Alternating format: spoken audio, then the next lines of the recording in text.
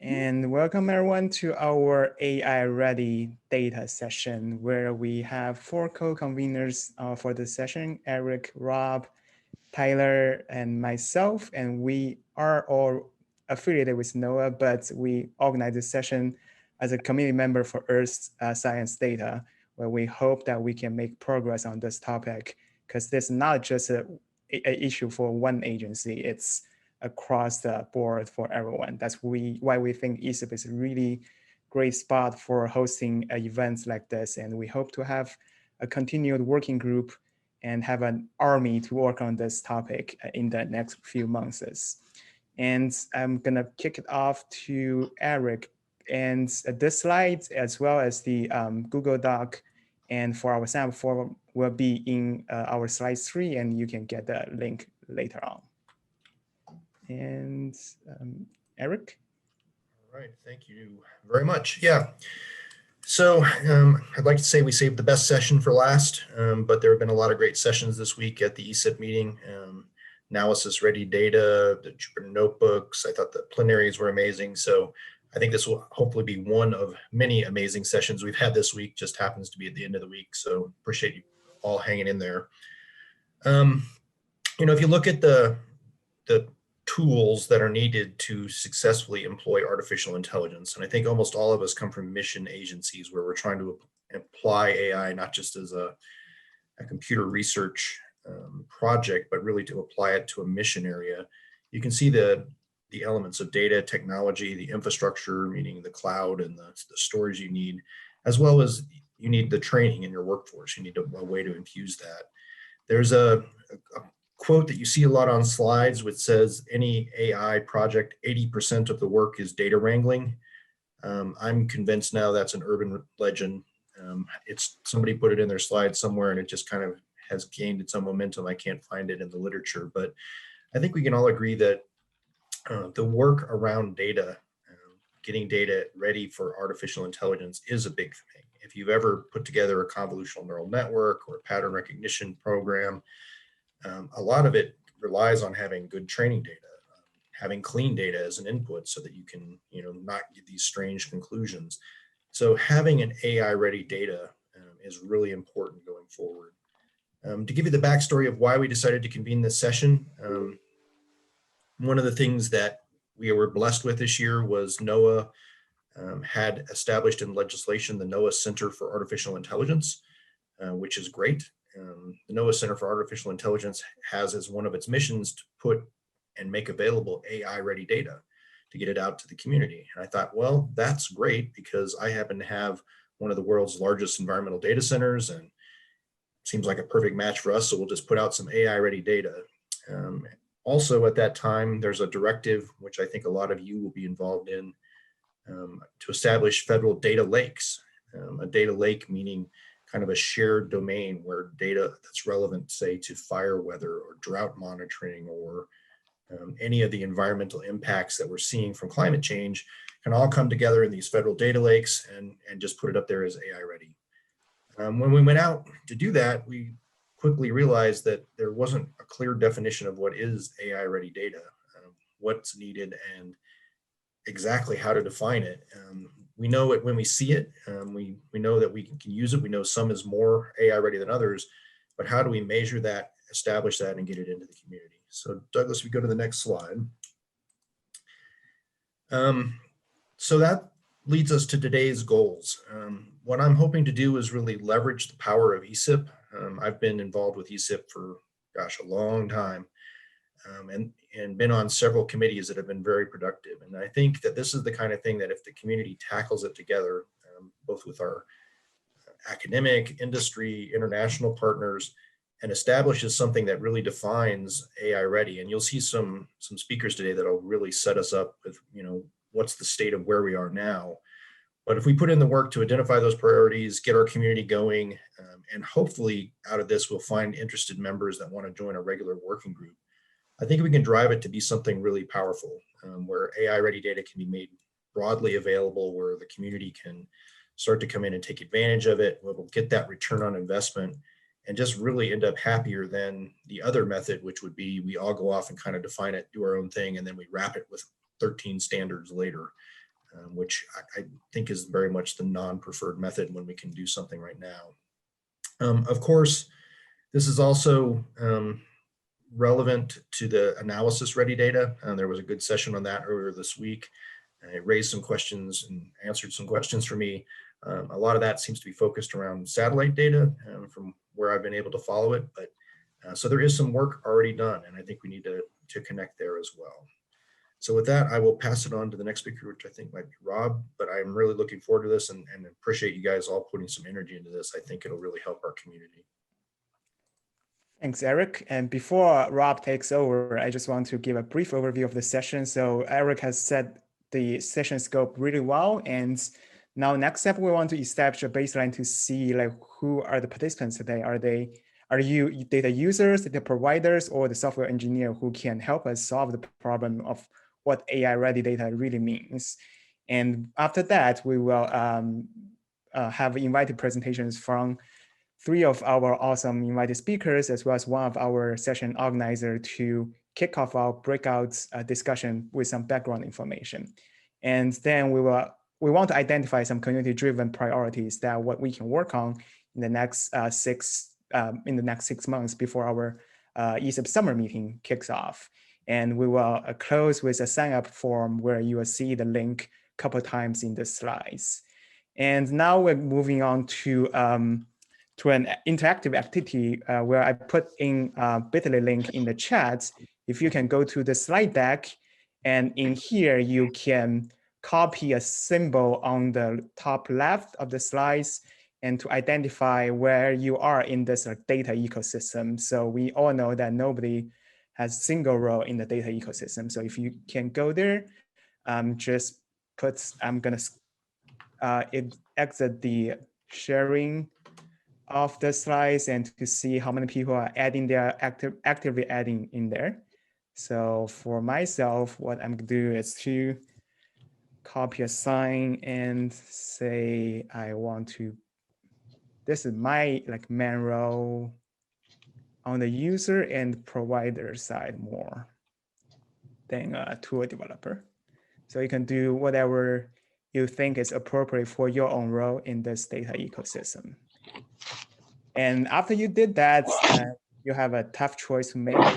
And for people who just joined, if you don't mind, mute yourself at this point, that would be great.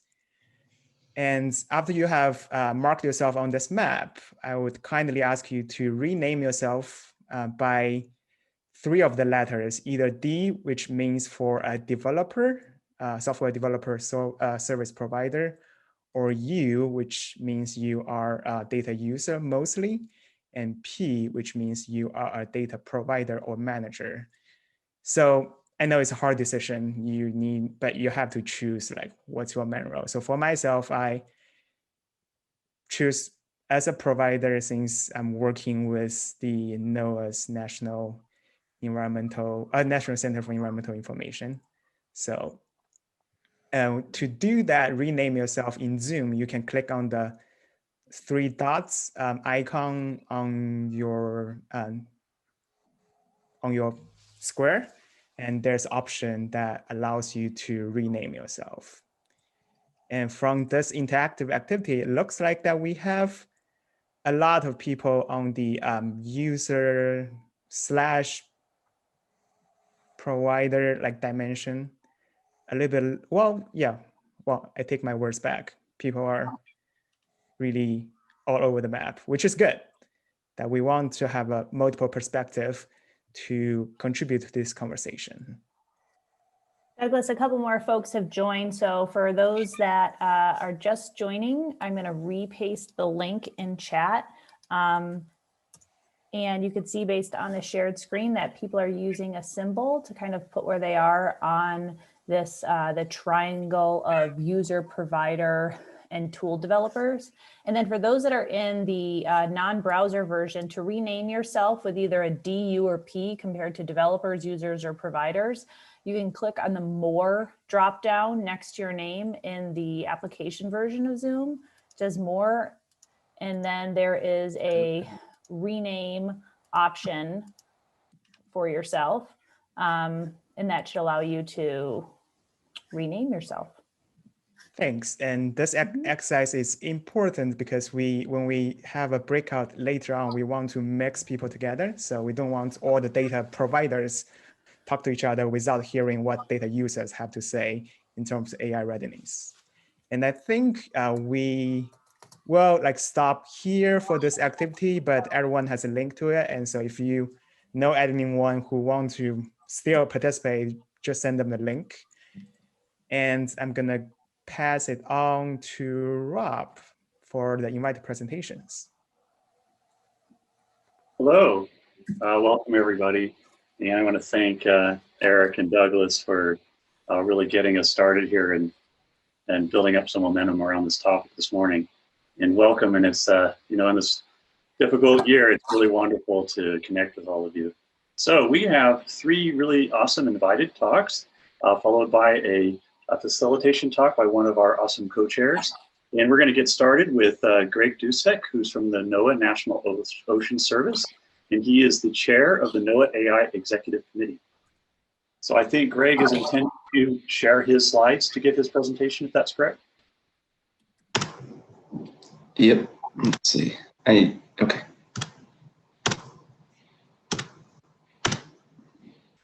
There we go. Can you see my slides? Yes. Perfect. Okay. All right, great. Good morning, everyone. And I want to thank Rob, Eric, Tyler, and Douglas for the invitation to speak today. And I'm going to be just giving a brief introduction of our work at NOAA, putting together our strategy around AI and our strategic plan. But I wanted to start with an example of, what are some of the challenges with AI-ready data, and thinking about just one type of data, right? And so one example is our work at NOAA with imagery or video data, so either still images or video, and using that for different AI-related models and products. And so, as an example, work that I've been involved with is using webcam imagery and applying convolutional neural nets to identify and detect rip currents. Another example is our folks at the Coral Reef Conservation Program using underwater imagery and using classification to detect coral species. And then another example is our folks at the Coastal Change Analysis Program who use aerial imagery to classify land use and use ML approaches to detect impervious surfaces and other things. And so in all 3 of these cases, right, there are different types of imagery, different applications, but the same challenges exist in terms of starting with some sort of imagery data and getting to an AI product. And, to Eric's comments before, I know in our work with the rip current work, the majority of that project, and it's a funded project with IUSE right now at NOAA, is the prep and the data collection and how we're formatting it, the metadata, how we're going to handle classification and storing labels and things like that. And so there's, we have all these different projects going on at NOAA, slightly different takes of using imagery, and they all have a pipeline of getting that data ready, just getting it ready to do their AI analysis. So, this is just one example, but as you can imagine, with all of the type of data we store and provide and utilize at NOAA, we see a lot of the same thing where most of the effort is going into the data prep. And so one way we can start moving ourselves towards a better, strategically moving ourselves to improving how we're handling our data and hopefully getting AI ready is through our NOAA AI strategy. So this we published about a year ago, and the goal here was to dramatically expand the application of artificial intelligence in every NOAA mission area by improving the efficiency, effectiveness, and coordination of AI development and usage across the agency. And you can access this plan online. And I think this did a good job of really laying out where we want to go at NOAA in terms of what our priorities are around AI and how we're, and how we think we need to get there. Now, this is just one strategy of 6. We have 5 additional kind of NOAA S&T strategies, and cloud, data, uncrewed systems, citizen science, and omics.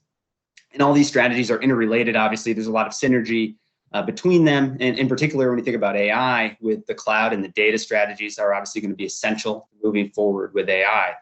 But all 6 of these strategies kind of group together, kind of move us forward in AI and other related topics.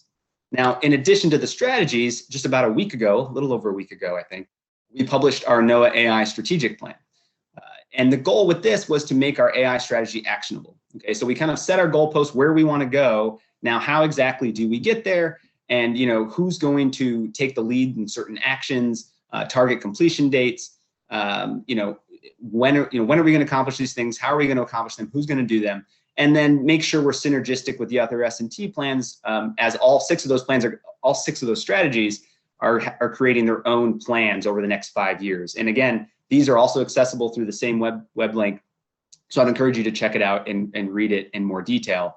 Just to give you a brief overview of kind of what's in this strategy and strategic plan, I just wanted to highlight the kind of 5 overarching goals.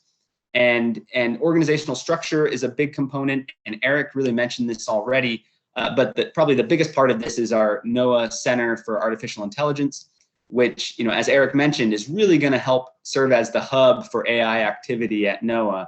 And when you think about things like AI-ready data or common data standards, accessing AI data in the cloud, things that are going to be broadly applicable across NOAA, we don't want to replicate that 6 or 7 different ways, right? We want one centralized point to help make sure that we're not stovepiping ourselves. And that's what the Center for Artificial Intelligence is going to help with, along with a whole host of other things. So really all the topics that I'm talking about here in our plan, the center is going to have some role in helping move them forward.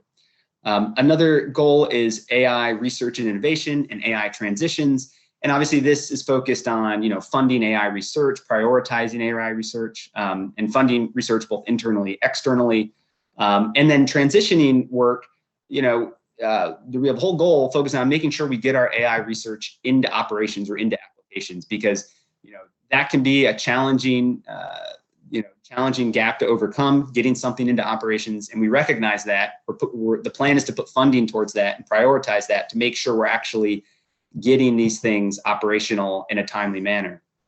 In addition to that, we have things on partnerships, right? And things like partnering with our cooperative institutes at NOAA, with academia, with industry partners. We've already done a bunch of work partnering with Google and others, with international partners, with other federal agencies. So partnership, we recognize NOAA's not doing this alone. We need to really make sure we have a wide group of partners that we're working with, and that's a priority in our plan. And then lastly, workforce development. So things like training, both internally, externally, students, working with students, and doing outreach and communication, and things like conferences and workshops, like our 2nd annual NOAA workshop on leveraging AI and environmental sciences, which is ongoing right now. I think we're close to wrapping up. We've been doing that as a workshop in slow motion due to COVID. But really making that prioritization of training our workforce, of bringing in talented individuals in AI, because we recognize that's going to be a component of moving this all forward. So in all, this gives you just a general idea of what our plan covers. Again, I would read it, encourage you to read it to learn about it in more detail. Now, I wanted to finish up with just 2 points focusing on this AI-ready data question in particular. And as Eric mentioned, the NOAA Center for AI is really going to be the group that's in charge of moving this forward. But we have 2 actions in particular focused on this. And so one is define the data quality, documentation, and dissemination requirements for NOAA's AI-ready open data to ensure consistent standards across federal agencies. And Eric kind of mentioned this before, but what is AI-ready data? What is our goal? What are we shooting for? What's the requirement? And so that's our first thing we want to take care of, and that's on our list, I think, for this year. Recognizing that it could take in FY21 and FY22, but early on we want to try to determine that.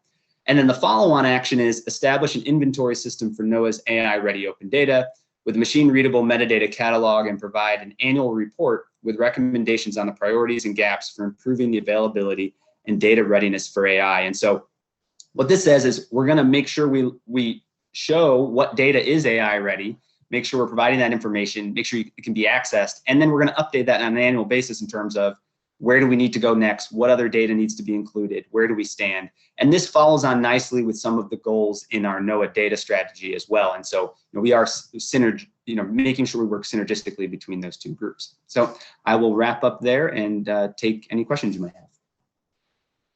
Hey, Greg, this is Rob. Just to guide questions. By the way, I love your last slide and totally agree. We have one question from Ed A. I think that's Ed Armstrong. And he says, he poses the question, is data that is in the analysis ready data, ARD category, a prerequisite for AI ready data? What's the relationship? Yeah, that's a good question. And I think likely yes, but I think that's TBD still, is precisely how that's going to work. I would say that's where, as I just mentioned, the synergy with our data folks and the data strategy is going to be key, because I know that the analysis ready data component is also in there. So, I think it's probably a subset in the end, but yeah, like I said, that's what we still have to work through. That's next on the list, I guess, is kind of just figuring out what is AI ready data, how does it fall in this broader picture. Yeah, thanks, Greg. And I think that that's an advertisement to join. Please join the working group that we've posted a link to, and there's a form where you can indicate your degree of interest. All right, thank you very much, Greg. Everybody, please continue to use Slido to pose questions. You can pose questions to past speakers and the speakers that are currently ongoing. Our next talk is by Kirsten Dale. She's with the UK Met Office. She's the co-director of the UK Met Office Joint Centre for Environmental Intelligence. And Kirsten, are you going to take over are you going to show your slides and drive from your side? Yes, I think that's probably easiest. I'll just have a go. Okay. There we go. We are seeing your slide and yeah, great. There we go. Excellent. So I'm Kirsten Dale. I'm a Principal Fellow at the UK Met Office and Co-Director for the Joint Centre for Excellence in Environmental Intelligence, which is a bit of a mouthful really, but basically it means that I'm interested in anything to do with data and data sciences. So I was thrilled to get the invitation to come to this session, and thank you so much for inviting me. So I've called my talk today taking the brakes off, and I hope that in the next couple of slides you're going to see why I've chosen this title. So you'll probably recognize this text. This is an extract from the session description, and it's lamenting the lack of analysis ready data for AI, and that researchers spend 80%, though obviously, as Eric says, we can't really show the evidence behind that figure, 80% of their time project wrangling. And this is time when they're not using their skills and knowledge to add value. So why should we really care about this statement? So this brings me to the title of the talk. We should care about this because this is like driving a really fast sports car with the brakes on. When we waste time data wrangling, we sacrifice number one, pace. And this is just at a time when we need to ensure that the pace of scientific progress is not compromised. Critically, many of the challenges that we face at the moment are time sensitive. For example, climate change, disease spread. COVID's been a very good example, which has shown the importance of us having timely access to data. These issues are not issues that are going to wait for us. And the second reason this is bad to be driving this super fast car with the brakes on is that it's not efficient and it's not adding value. We are not making the best use of the assets at our disposal. So for example, here I'd say that exascale supercomputers are going to deliver the ability to make a quintillion calculations a second, and this power is absolutely unprecedented. And if we can exploit it efficiently, then this is going to enable us to address some of the biggest challenges facing society today. So we really need a new paradigm with new norms and new ways of working. So what should we do? I'll be fast on this slide because the mere fact that you've come to this session suggests to me that I'm preaching to the choir on this one, and you already know most of this. So we need to remove and reduce barriers to entry. We need our data sets to be, they're going to be unprecedentedly large. So we need a new way to access this. Way has to be open. It has to be easy to find. It has to be findable, discoverable, accessible, reusable, interoperable, i.e. it needs to be fair. We need to, secondly, we need to build trust. Making our data open can help us with this, because it shows transparency and it supports repeatability. And standardize. Data standards need to be fit for purpose and understood across communities and disciplines. Then finally, we need to nurture a community structure. To flourish and be sustainable, this community is going to need to look horizontally across disciplines and vertically to see what's coming and to connect with the next generation.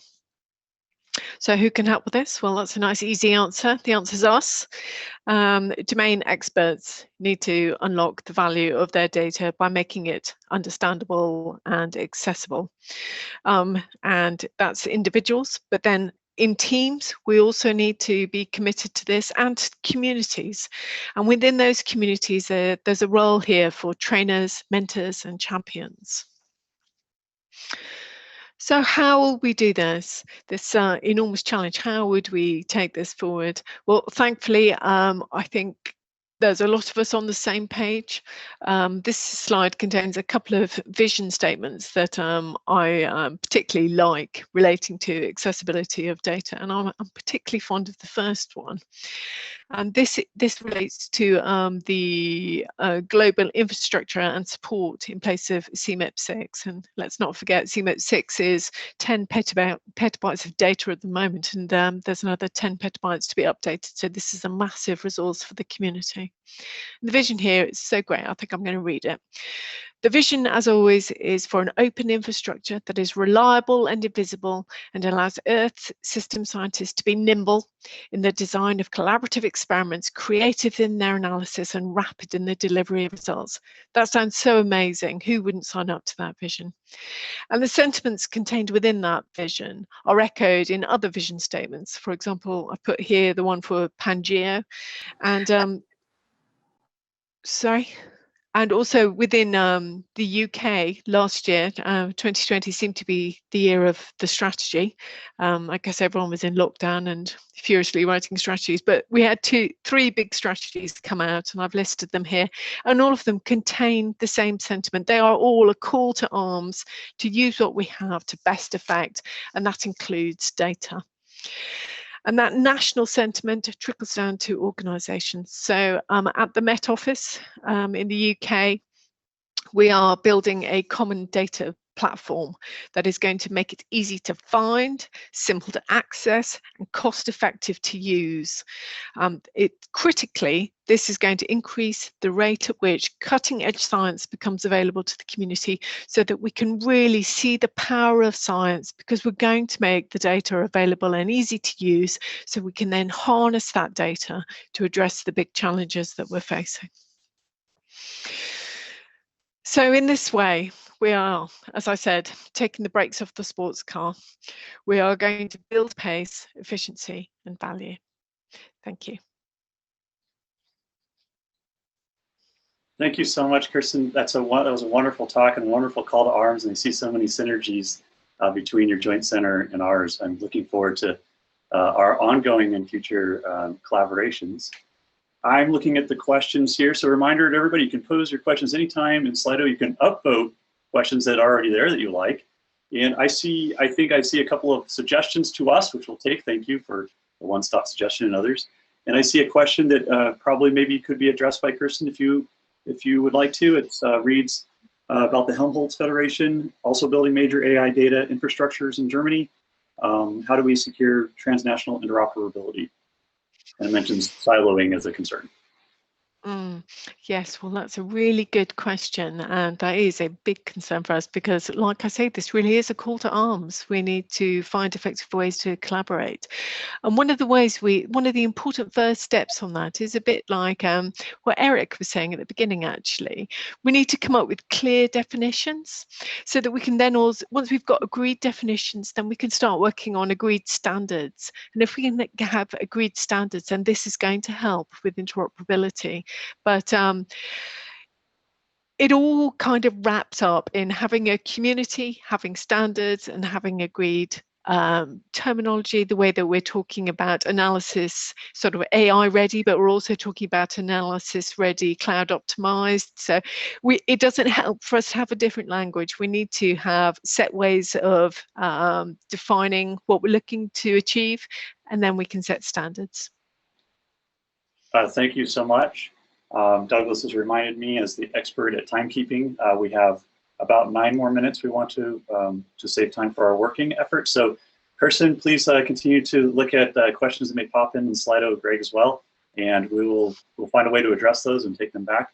Our next and final invited speaker is Sophie Ho, and she is the lead at the USGS Community for Data Integration Usability Group. Welcome, thank you so much, and let me know if you need any help. I'm assuming you will present your slides in Drive. Thank you very much, Rob. Thanks, everybody. And for my presentation, I'm going to stop my video temporarily because I have my presentation on another screen, so I don't want to appear to be looking away from the group. So I'm going to pause my video just for now, and I'll share my screen. And hopefully you will be able to see the slides soon. Please let me know if you don't see it. The title slide should say Assessing the Artificial Intelligence AI Readiness of USGS Data. Yes, looks good. You see it. Great. Thank you so much. Again, hi, everybody. I'm Sophie Howe. I'm really excited to be here to share with you the project I'm working on with the USGS, basically assessing the AI readiness of the USGS data. In this quick, short presentation, I love to cover all these areas with you. So without further ado, I will talk about the background and motivations for this project.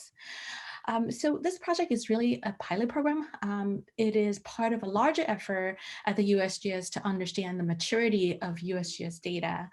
It's currently at a pilot stage because, as you can imagine, in order for us to understand the maturity of data, let alone a large body of data sets at a bureau like USGS, there are a lot of things that we need to worry about, a lot of information that we need to collect, and we definitely want to iterate over our approach or methodology. So at this stage, we're really just setting up the first stage of how we want to go about understanding the AI characteristics of some of the USGS data sets in order for us to scale up the approach and make sure that the approach that we will be adapting will eventually be applicable to all the USGS data types. And in addition to this goal of understanding what kind of characteristics that the USGS data sets need to have in order to support AI applications, we're really wanting to understand in general as well what are some of the practices that are influencing the overall data maturity at the USGS. And so in addition to the data level policies and practices, we're also interested in looking at system level and institutional level. For the AI side in particular, we were fortunate to be in the position where we are aware of the draft AI data ready matrix, originally developed by the OSP Subcommittee on Open Science. In case you're not familiar with this matrix, or this is the first time you've seen it, it's a matrix that contains 3 different categories: quality, access, and documentation. In each one of these categories, there are then additional subcategories that allows the whole matrix to have 12 different subcategories.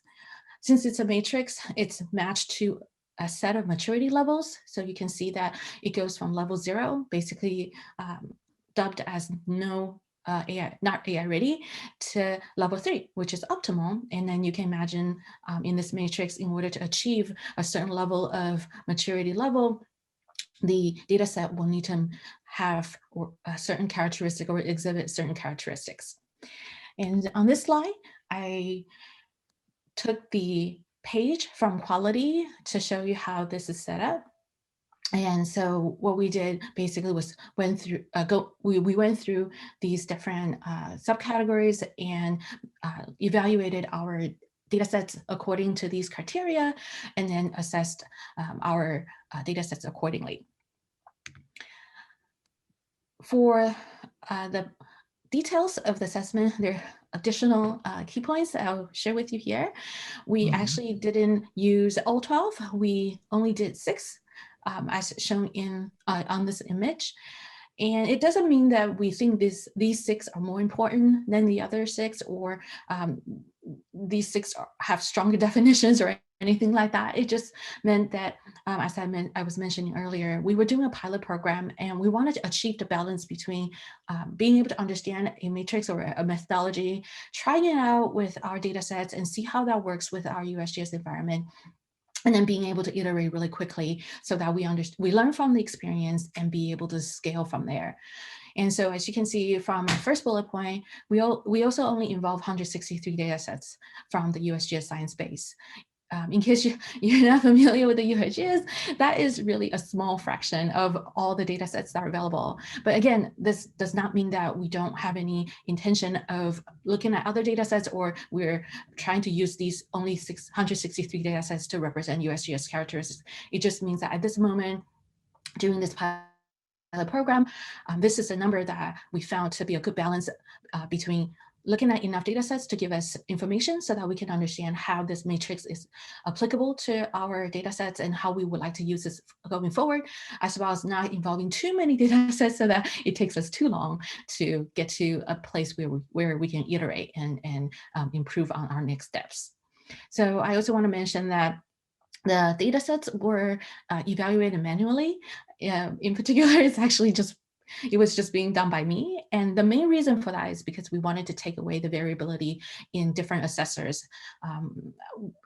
Again, as a pilot program, we thought that if we were going to involve other assessors, we'll have to quote unquote calibrate their assessors as well. So just in terms of balancing the speed of the pilot program and trading off with the information that we can get in order to iterate. But a benefit of doing it manually is that I could provide both qualitative and quantitative information. Qualitative information obviously came directly from the maturity levels that I was assigning to the data sets. But the quantitative side, I was able to take notes of these data sets and make sure that I have enough information that I can discuss with our both data providers and data managers. So for our current outcomes and next steps, right now, I would say that with 163 data sets that I assessed, they were coming up primarily at level 0 or level 1. Out of the total or the highest achievable level of 3 for the 6 criteria that I looked at. It might look really shocking, but I wanted to say that it's mainly because there are some of the challenges that I encountered. The first one is the newness of the matrix to us and to myself personally. I was not part of the subcommittee, and I didn't have the opportunity to discuss the matrix with the committee or the subcommittee prior to applying the assessment. But I thought the matrix was well documented enough that I could get it the first go. So there could be a possibility of a difference between my interpretation of the matrix and similarly, in terms of what I said about the quantitative and qualitative information I was able to gather, being the only assessor obviously meant that there was a limitation on how many data sets I could look at and how fast I could look at these data sets. So if we had broadened up the sampling pool, perhaps we will discover additional characteristics of our data sets, and it would change the distribution of the maturity levels that we observe. So we also need to take a look at how we want to scale this and how can we implement additional methods for us to look at additional data sets. And finally, in terms of reflection on using the current results, we also know that USGS needs to take a look at what are the goals that we are trying to achieve with our AI readiness. What does that really mean for the Bureau when we say we now have one, AI readiness definition, and then 2, we have AI ready data sets to meet those AI readiness goals. And so finally, I would just say that I'm really excited to be here, as I mentioned in the beginning, because I'm happy to share these results with everybody. And to learn from everybody how we could iterate over what we have done so far, what are some of the recommendations that you will have, so that we can also, I can take the lessons learned back to help USGS to be more AI ready. Thank you so much. Sophie, brilliant. Thank you so much for this presentation. I know when we conduct such gap analyses against our NOAA data sets, we will come up with similar low levels of readiness, and that's exactly what's going to help us go forward together. We have, in the spirit of time, one question we'll pose to you now, and please everybody mind the Slido. That's from Ken Casey, and he asks, have you compared the AI maturity levels to things like the data stewardship maturity matrix? Yes, Ken, thank you for that question. Absolutely. We actually involve 3 different matrices or approaches, I would say, in this process. And in addition to the AI readiness or AI ready matrix, we actually use the DSAM from NOAA as well. And the other one is a little bit a bigger topic, but we also involve FAIR principles as well. So we have 3 different approaches during this pilot program. Thank you so much. So now we close the section with our invited speakers, and I'm going to hand off the reins back to Douglas to take us into the next section. Thanks, Douglas. Thanks, Rob. And I hate to be the bad cop, but I always try to keep us on time. And so I know everyone sometimes feel they need to drop off before the breakout, but please stay on because this conversation is really important for us to identify the priority for the community. So we hope that you can stick around with us on this breakout parts. And I will pass it to Tyler, who will give a presentation on the AI readiness metrics that Sophie has briefly touched on. And let me start to present before we move into breakouts. Tyler? Okay, thank you. So I wanted to clarify a little bit this. I want to emphasize that it's a first draft AI readiness matrix that Sophie was talking about. So it was originally developed by the White House Office of Science and Technology Policies Subcommittee on Open Science, and at the time I was one of the NOAA representatives to that subcommittee. I apologize. I really have to clarify the kind of current status of that draft matrix, because it was developed under the Subcommittee on Open Science, but that group decided not to pursue the further development of that readiness matrix, and so so it was never released as an OSTP product, and so I need to emphasize that given recent controversies about releasing things under OSTP that were not officially approved and reviewed by the OSTP. So as part of this whole effort, I'm gonna clarify with the leaders of that subcommittee, what the status of that is, and can we just take it and run with it?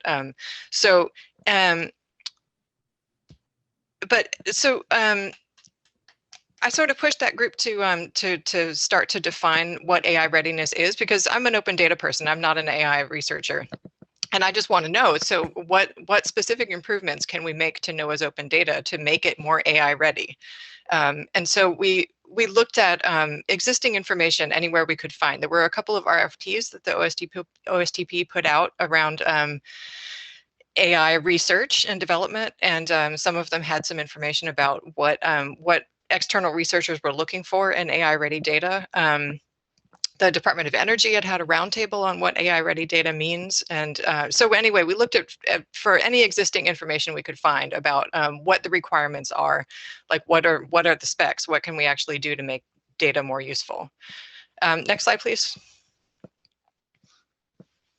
And so it kind of coalesced around these 3 things: data quality, documentation, and access.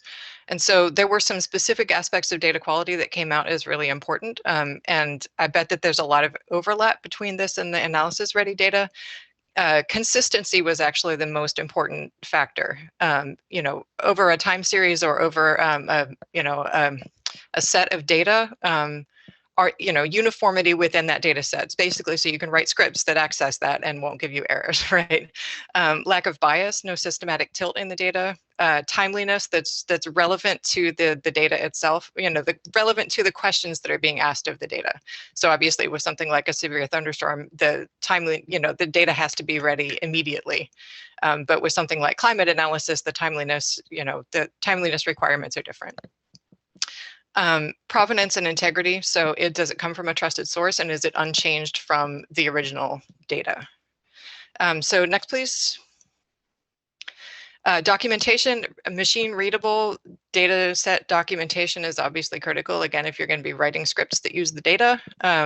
So information about the data itself, a data dictionary is absolutely key. So for each parameter within that data set, is it floating point? Is it nullable? What are the expectations for that particular parameter? And then a unique identifier that identifies that data set. Normally that would be a DOI for the data. Next, please. Data access, this is key for me because I think a lot of people conflate dumping some data on the cloud, and that means that it's AI ready, and that's just not true. That there's a lot more that goes into it, right? And specifically for the delivery option, what we found is that a variety of ways to access the data was really preferred. So some people did want to access it directly on the cloud, and be able to write scripts. They have the compute right there with the data, but there were some people who strongly preferred having an API. There were some people who really wanted to be able to download data files into their own system so that they could process in place on their own systems. So a variety of delivery options was really important. And usage rights, a clear machine readable data license, which is something that again is part of the NOAA data strategy, is to clarify the usage rights and how we will document those in a machine readable data license.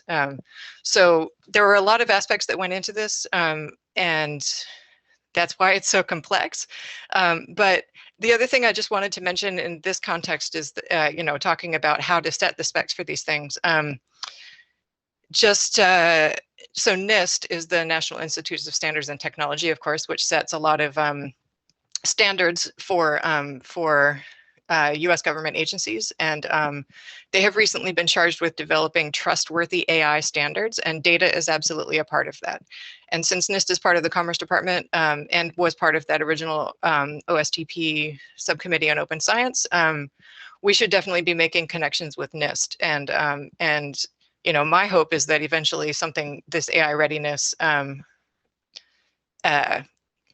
definition could be released as a NIST standard, as an official NIST standard. I think that was my last slide. Great. Excellent. Thanks, Tyler. Thank you. Yeah, and so I think Tyler and also our three other invited presenters have set the stage very well, that why we need AI-ready data and what's the challenge so far. And we have a lot of conversation going on in the chats. And now I would ask Annie to assist us to go into breakout groups. But before I do that, I'm gonna iterate what we want to do in that breakout session.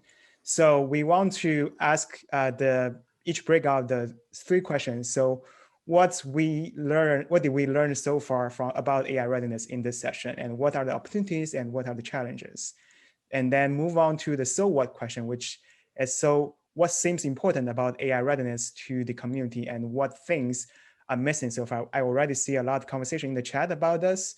And then the last part is now what? Now what are the actions the community can take? And one really important question is that what are the key players are missing in this session, or key players in the future work need to be considered, like the NIST that Tyler just mentioned, and other international partners as well. And so what practices and rules should we adopt when we are advancing this conversation discussion?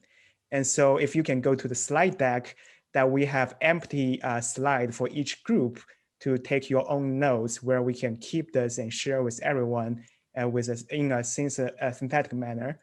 And Annie, could you help us to break out into rooms with a size of like 5 people in each room? So we have like 20 minutes for the discussion. Yes, I can do that. And Thanks. so we've got 3 people now. Let's see. Okay. I'm going to have it a little more than 5 in case there's some people that remember that in breakouts, if you don't want to join or want to come back to the main room, you're always welcome. If you want to be a fly on the wall, that's totally fine. Both active listening is always encouraged. So I'm going to create 6 different rooms. And again, if you want to join another group or just don't want to participate, you're welcome to leave that room and come back to the main one. But we hope you'll participate in this activity. So I'm going to create that. And you said 20 minutes, Yuhan? Yes, please, 20 minutes. All right. I'll give you a 5-minute warning and a 1-minute warning. Thanks, So and have fun, everyone can everyone. use the meeting slide deck to take the notes. Great. Excellent. Thank you for everyone. We have really like great discussion that we have 6 different rooms, and each room have produced a lot of notes, and this document is available to everyone, so you can all like go through to see what people have talked about in their rooms. And without further ado, I think what I'm going to do is move on to our next activity here. So I would say, can you see my screen? Can somebody give me a cue that you're seeing my screen? Yes. I see it, Doug. I see it. Great. I'm not just talking to my screen. So here we want to identify the community priorities. So as we only have 13 minutes left, I'm gonna say, let's do a self-reflection for a minute. So as the self-reflection is that, what are the top priority for your primary goal, a primary role? So for example, if you are a data provider, and you might identify your top priority different as a data user. So if you can go to our Google Doc right now, that we have on the Google Doc, we have a session ask people to identify the top priorities. And since we only have 10 minutes left, I don't think we need to go into breakout rooms. So we'll just have a quiet writing session where everyone just can write in. If you consider yourself a user, just go to the user side and writing the one top priority you think. Or if you see other people already writing there, just add a +1 on the side if you wish. So we'll give everyone 5 minutes. And so we still have some time to wrap up our session for today before we run over the time. I know everyone's really busy at the beginning of the new year. So Douglas, thank you so much. And while we're capturing the brain trust power of this huge group, I want to thank our breakout sessions that we were in. I had a great time in mine. And also, Douglas, could we, or one of us, let's post the link to, for anyone who's interested in follow-on conversations leading up to, for example, the summer ESIP workshop. We're trying to emerge a regular working group around these topics, and there's a variety of roles and ways you could make sure your concerns are heard and you can help us move to the future. yes, so I just put the link of our meeting notes that everyone is typing right now, which is great. Let's see all the things happening right now. And I hope that we can see more data user typing in. And we only have like single priority, like dangling under the data users. And then we have a meeting slides link in the chat as well. And we have a sign up form, which last I checked during presentation time, we already have 9 people signed up. So which is a great start. So for everyone who are interested in, or who that might be interested in, keep involved in this conversation, please share this Bitly link to them as well. Everyone can sign up. Yeah, thank you. Even if they didn't attend today, of course. That's wonderful. So that sign up didn't work for me. Is there a direct link to that Google form? So Bitly AI ready, not AL ready. Can you try it again, Tyler? Or yeah, I'm just gonna put the full link here. Are any of the link working for you? I clicked on it, and the one in your note stock with Bitly did work for me just now. Let's also post the full link as you were going to do. So Yeah, I put it in the chat. thanks. Yeah, for some reason the full link works for me, but the other does not. Maybe that's just me. Thank you. Thanks. Thanks. And I will get like 2 more minutes. I see people are still actively typing, which is great. And our goal is to have a synthesized write-up of the session. And I don't want to overcommit ourselves, maybe a month. Yeah, that sounds good. I know that I sent an email and my colleague just said, "Ooh, take one thing off the list," but 10 more things were added to the list afterwards. Yeah, that's a good point. Douglas, while we're writing, I just want to thank you for being the ringleader to organize all of us around this topic, and also to coordinate with the sessions earlier in the week, and others like Ed Armstrong. So thank you for that. Silent round of applause for you. Yay! A real you. one. And also for our speakers while we're at it. Thank you, Greg, Kirsten, and Sophie. Much appreciated, and for Tyler for kicking us off. Thanks. And I think everyone can still keep typing. And what I'm going to do is go back to our session slides here. So please keep typing. Don't let me stop you doing that.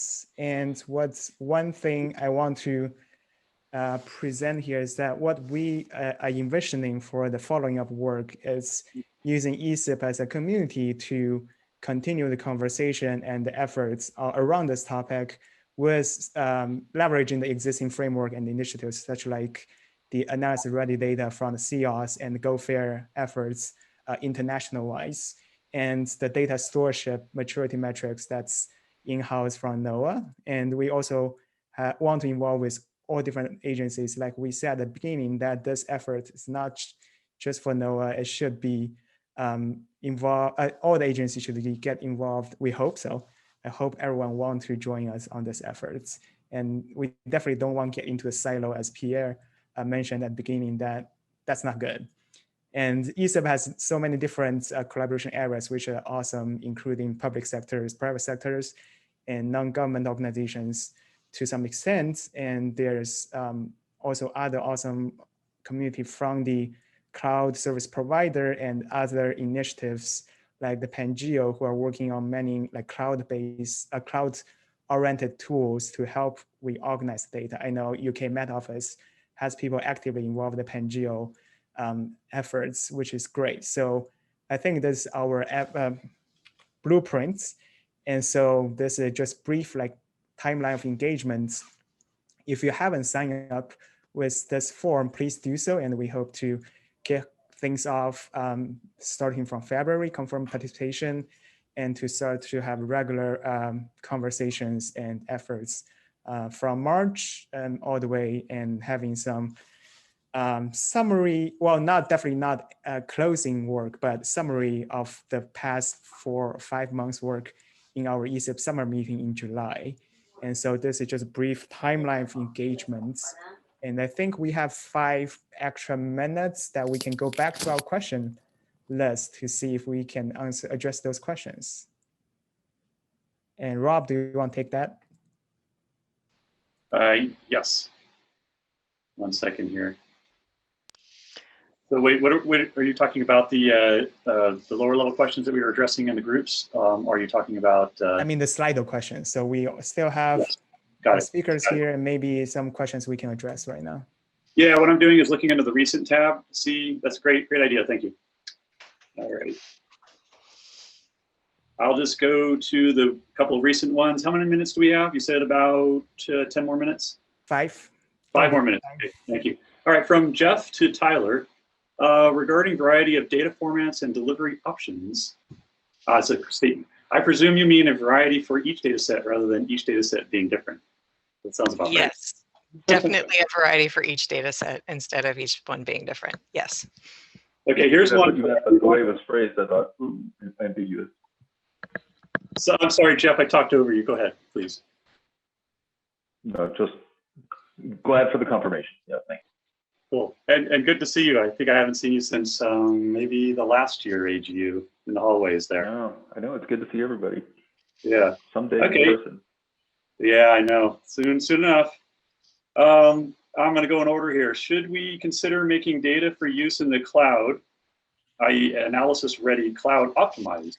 Is that covered by access maybe? So I'll say that's to our panel or to our speakers.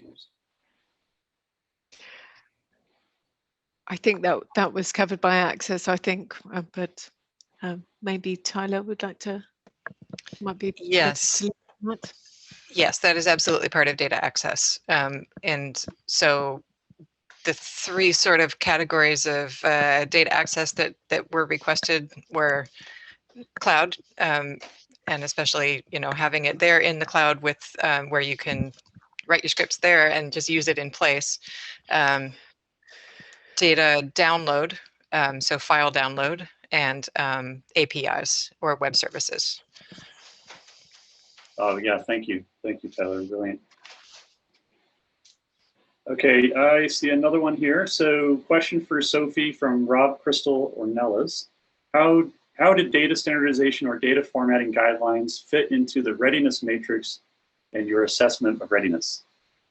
For Sophie. Yeah, thank you. That's a great question. So in terms of AI readiness, we definitely look at the criteria in the or the requirements under formats for within the matrix. So we definitely consider whether or not we have open formats, whether or not it's machine readable, do we have multiple formats available?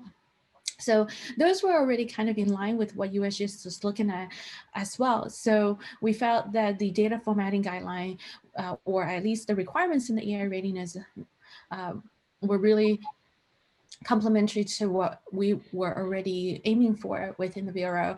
But on top of that, as Ken was asking me about other approaches that we also included in the pilot program, other guidelines or other matrices also ask us about how we are formatting our data in a way that it's open or it's interoperable or it's the format is community recognized. So all those recommended practices were all included as part of the readiness assessment that we were doing. And I hope that answered the question. Thank you. Thank you. Yep. Thank you very much, Sophie. I think we covered all the questions. I'm just looking through again here. Mentioned there are 2 offers to connect with One Stop, and there was another thing, another offer to connect on metadata. So that's great. Thank you. To Awesome. Anonymous and to Robert. Yeah, and just update, we already have 16 sign up on the Google form, which is great, and hope this number will keep growing even after our session. And we have only 1 minute left. And Annie, do you have anything that you want to say in terms of ESIP? Just that I want to thank everyone. This was it's great to see all the breakout activity and everything that was added and already taking this kind of cross-cluster collaborative approach. So it makes our job easier, certainly, if you think of that from the get-go and think of how you could work as a collective. So I'd invite everyone. We do have the state of ESIP after our break. It'll give you a broad overview of kind of where we've been, but more future looking, where we're going. And I just thank everyone for a great winter meeting, since this is our last session of the day. And please do fill out the survey that you'll all get as attendees. It really helps us if we have another virtual or in-person meeting this summer. It helps us continually improve how we hold these events. And so we would really enjoy all feedback, whatever flavor it may take. So just thanks again. We hope to see everyone in the State of the Federation. And the coffee break session, or the coffee break space, is open. So if people want to continue that conversation, feel free to head over there and continue the conversation. So thanks so much. Thanks, Annie. I think we're right on time. And thank you for everyone joining our session. And I, again, accomplished the timekeeping for today. You did. Yay. Great session, guys. Nice job, Yuhan. Thanks, Great job, Bill. Yuhan. Bye. Thanks Done, all. Douglas. Great session. Thank you. Bye. Bye.